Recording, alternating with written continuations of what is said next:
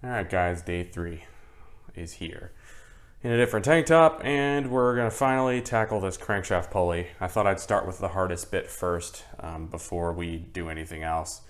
That way, if we can't do this, we basically can't do anything else. Basically, I don't have 12-point sockets yet. I should have 12-point sockets, but I don't. So I put a 19 millimeter normal hex socket on there, on the bolt of the pulley, just to hold it in place. And then I'm gonna place a nice long 1/2-inch breaker bar on there. And that should hold it still whenever I attempt to loosen this bolt. And then so for these 6 bolts, I'm using a 1/2-inch ratchet with a 3/8 adapter on it, attaching that to a 10 millimeter triple square bolt, or a triple square holder thing. And you can see that here. So I'm attaching that now, and I'm gonna give this a turn, see if it comes loose.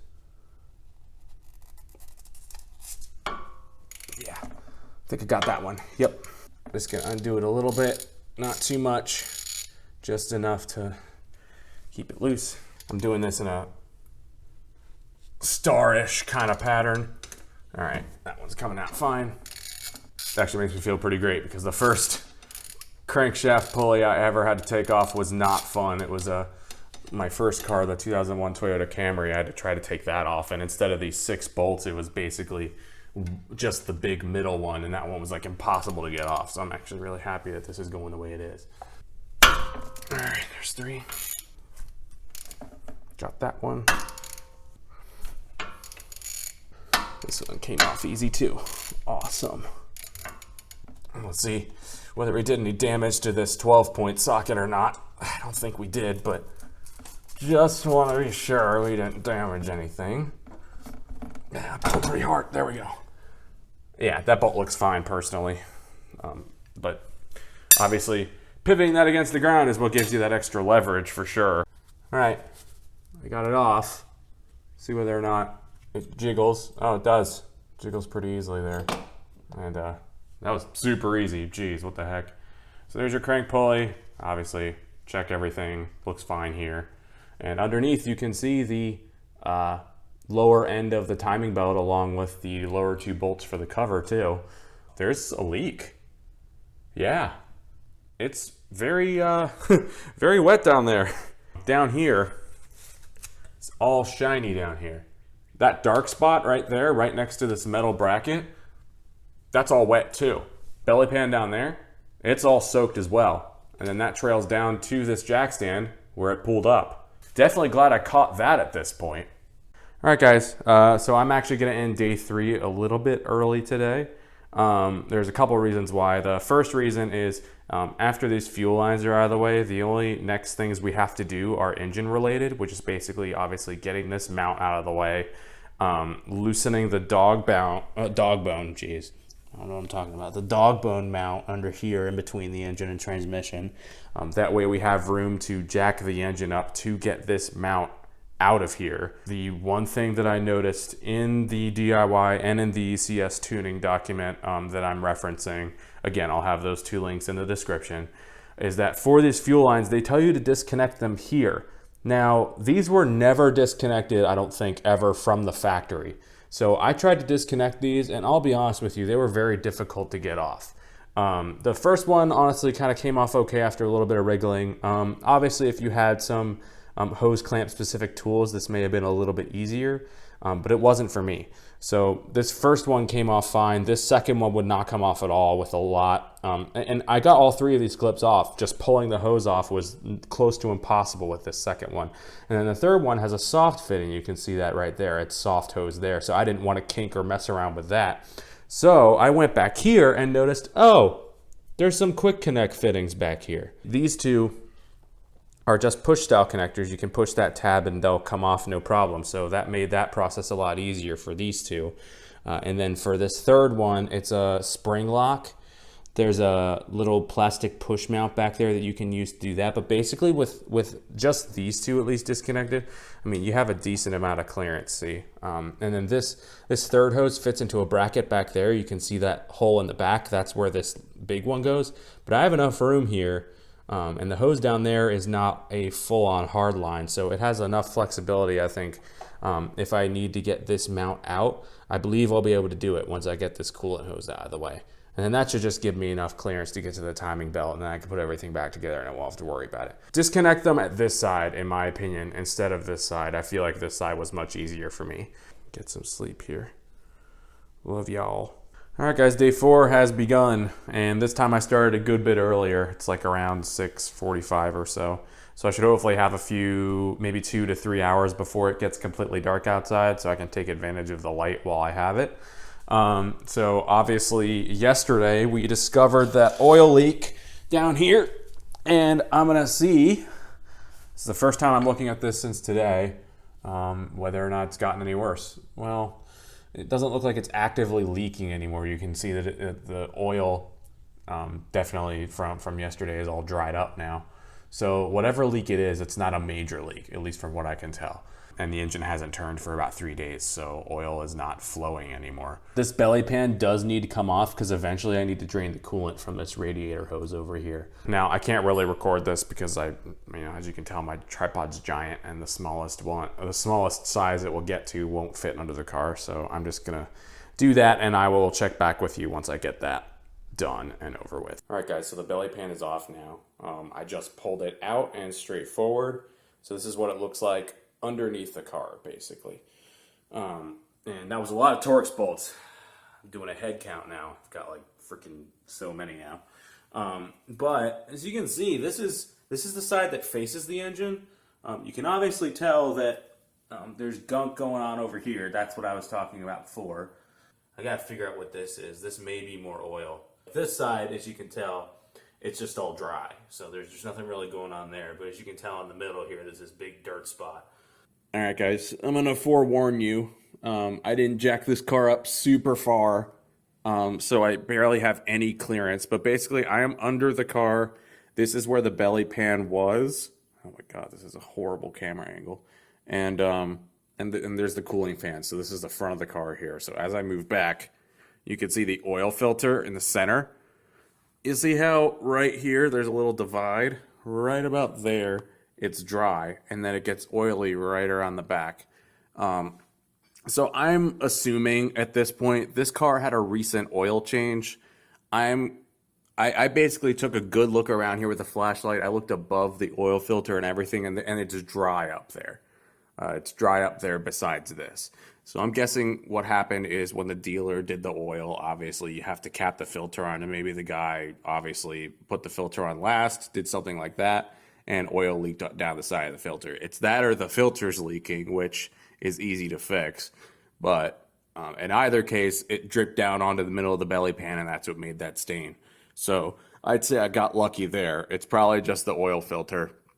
And I can probably walk away scot-free by just making sure it's sealed up nice and all that stuff. So that part's resolved. But on this side, it's a little bit more difficult. So down here, this is I believe the engine pan? Yeah, engine oil pan. This guy, this big one right here.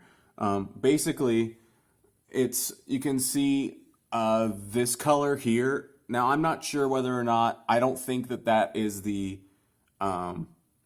that's not the rust penetrant I sprayed. I'm pretty sure that's oil given the color. And you can see here, it's all up on the side of this oil pan. You can see it coming around all the way back here. Yeah, so it's up around here, all the way around. And then obviously there's plenty up there. This big hose going up to the turbo, I think there may be, my guess is it's gotta be one of these two. It's either this one up here, but it may also be this one down here. If you take a look at this one, it's kind of crusty and definitely looks like there was oil there at some point. So it's very possible that it could be this one too. But I got to figure out what this hose is. I'm pretty sure this goes to the turbo, but I'm going to want to be sure.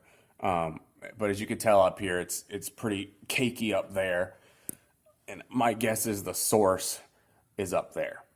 Thank you all for taking that little trip with me. And we will assume timing belt repair. We will resume timing belt repair. All right, everybody. I'm actually going to go off mic for this part. It's starting to get to the point where mounting a lav mic is kind of annoying. So I just decided not to this time. So I did put a jack under the engine with a piece of wood laterally, have that holding up the oil pan so that the engine doesn't slip whenever I'm doing this. And then I also loosened the dog bone mount at the bottom. Thankfully, that rust penetrant, I'm pretty sure, worked out great because it was really easy to loosen. I didn't undo the bolts all the way. I just gave it a couple of inches of clearance so that whenever I loosen this motor mount, I'll probably be able to see the engine, sit onto the jack completely. All right, I'm going to start with the outer mount bolts, or the outer shell thing. Those are 17s. Easy as well. There we go. There it goes. That is slightly loosened. I am going to go under the car, make sure everything's good down there. I'll probably continue loosening the dog bound dog bound. I don't know how to say things. The dog bone mount. That's really difficult to say. Before I finish loosening this mount and getting it up and out of the car. I got the two big boy bolts out. As you can see that there, right here and right here, those are out. And you can see that small gap now in between where the engine is and where that is. Basically, that was the engine drooping, and now it's sitting on the jack. I'm going to jack the engine to where it meets that gap, and you'll watch the engine move up as I do that.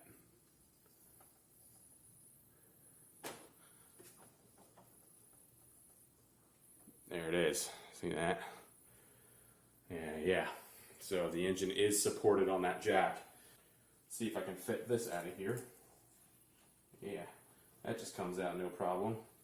You can see that there. And guess while you're at it, check the condition of it, make sure there's no cracks or anything. And so there's your front motor mount. You can see the little insulation pad down here for where it sits on the engine. There's that little hole right here. Obviously, while you're at it, just look at it and check it for cracks, anything like that. And honestly, this one looks fine. There's kind of a small crack, like right here. You kind of see that, but it's not bad enough to where I'm like, let's replace it. So, yeah, that's what that looks like. So let's jack up the engine. See if I can...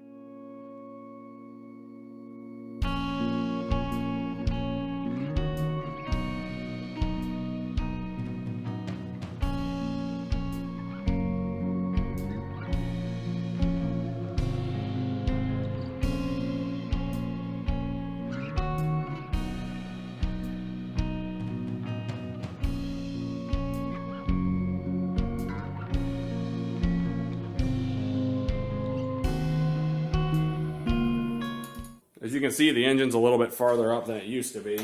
And I'm trying to get this lower bolt, and it's a bugger, I'll tell you that. It's another 17, but it's in a really weird spot.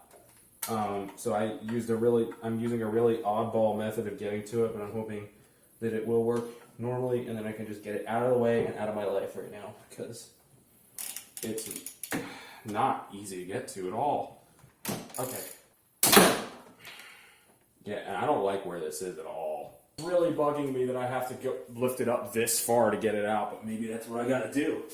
See if a breaker bar will do it. On the next episode of See if the breaker bar can do it. I'll be honest, I've never jacked up an engine like this before, or at least this much, and it was nerve-wracking. So I did not film that process. But basically, the brunt of what I did, I'll show you all. This is part of this entire series, is getting over your nervousness when it comes to fixing cars. So down here, this is the giant, believe engine oil pan, and you can see the, I have 2 blocks of wood with a jack, and then a jack stand under that in case the jack fails. The rare case that it does, it's going to hit this piece of wood, and that'll come up against the transmission too and keep it from falling over. But initially I was jacking it up on this front part of the oil pan, and that was making the engine lean backwards, which isn't what I needed to get that bolt out of the bracket that basically is keeping the timing belt cover from being accessible. But the big mistake I made was not doing the bottom bolt of this bracket first up under here. I did not do that bolt before I jacked the engine up, and I regretted that. I should have done that bolt first. It is in the tuning document. I just didn't read it, and you guys should definitely read it and do that first. because once you jack the engine up, it's not really very accessible because this little rail blocks your access to it. But now that that's gone, I'm going to see if I can try to get the third bolt off again, and hopefully we'll be smooth sailing with this timing belt cover and we'll be able to see what's going on under there. Alright guys, this will hopefully be the last hysteria-filled update before I get this timing cover off. As you can see, I now have the bracket that holds that engine mount off, so we can now get to this timing cover. I'm not moving this coolant hose because it's on so tight. I figure I can probably just change it around it. We'll see how that goes. I can obviously loosen it if I really have to, but I just want to get this timing cover off because as soon as I can do that, I can get this bracket out. Basically what's going on is I was having a hard time getting this out. As you can see, there's pretty long teeth that go into the bracket of the engine. You can kind of see that there. There's 3 long spokes right around where all the bolts are. So yeah, it makes it very inconvenient to get out. But I'm lucky enough to have the 2-piece timing belt cover. As you can see there, that's the dividing line. So I'm actually going to get it off, obviously, the top part, and then that will actually allow me to get this bracket out a lot easier. I tried pretty hard for the last few minutes and I can't really get it out. There's not enough clearance with this hard line in between the timing belt cover and that for me to get it out. So I'm going to just try by loosening that front timing belt cover, getting it off, and then I should be able to lift this out of the way and we can get to the bottom portion. Alright, hopefully that's the game plan. Let's see how that goes. Alright everybody, I am ending day 4 in a, well, plethora of both miserable and optimistic thoughts. So front timing belt cover is off, but not much else if I'm really honest. I covered up this front part of the timing belt cover just so it doesn't get dirty. I mean, in all honesty, this garage is pretty clean, but I might as well keep it covered just to be safe. The engine is still jacked up. The only thing I am going to do, because I'm leaving it overnight, I've got work in the morning, so I am going to let the engine down on the jack stand and let it sit overnight, just to make sure that it's secure in place. Nothing weird going on there. Now, I'm going to place a longer block of wood there, I think, so that whenever I support it under the jack stand, it's not in a strange location. But I think actually this may be a pretty central location to let it down, so maybe it'll be okay. I'm just going to double check whenever I lower it that it's in a pretty sturdy position before I let it go for the night. This metal bracket is still under there. That thing is miserable. People on forums did mention that it was very difficult to get out, and basically they loosened the other motor mounts just to be able to get it out, but I'm not doing that. I'm keeping it in there. I'm going to try to remove the lower timing belt cover. I replugged all of these connections just to be sure that they stay dry.